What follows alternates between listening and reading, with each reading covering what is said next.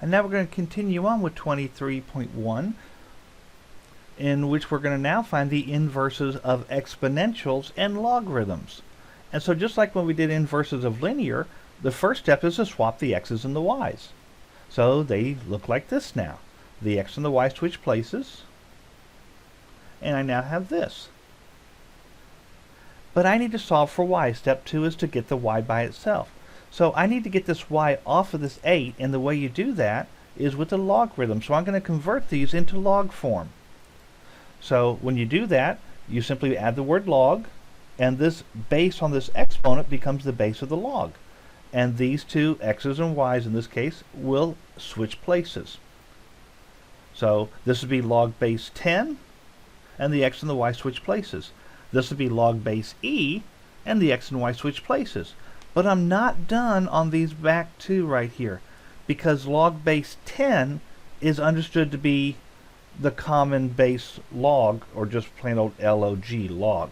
And log base e is known as the natural log, or simply ln. So my final simplified answers for these would be log of x equals y, and this one would be natural log ln of x equals y.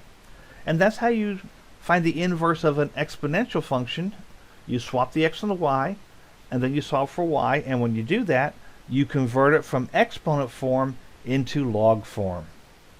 And now let's do it the other way around. Let's start with a log and find its inverse. So again, the first step in finding an inverse is always just swap the x's and the y's. So we swap them out, and it will look like this. And now I need to solve for y. So to get this y out of here, what I need to do is get rid of this log. And I do that by converting it into exponent form. So when you convert to exponent form, the log word's going to go away, and these are going to switch places. But the problem is these two over here. I don't have a base. This one has base 8, so I'm good. But I don't have a base here or base here. But fortunately, log is the common log, which is base 10, and ln is really log base e. So I'm just going to put the base 10 and the base e so that I can go ahead and convert into exponent form by crossing off the word log. This base 8 here now becomes the base of your exponent, and the x and the y on these switch places. So cross off the word log, the base 10 becomes the base of your exponent, and the x and y switch places. Okay, again, the base e becomes the base of your exponent, and these x, y switch places.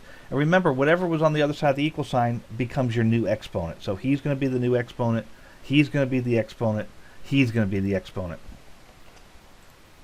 And that is all there is to find the inverse of exponentials or logs. Just remember, the first step is to swap the x and the y, and the second step effectively is simply convert it into the other form. Convert the exponent into a log, or convert the log into an exponent, and you will have found the inverse function.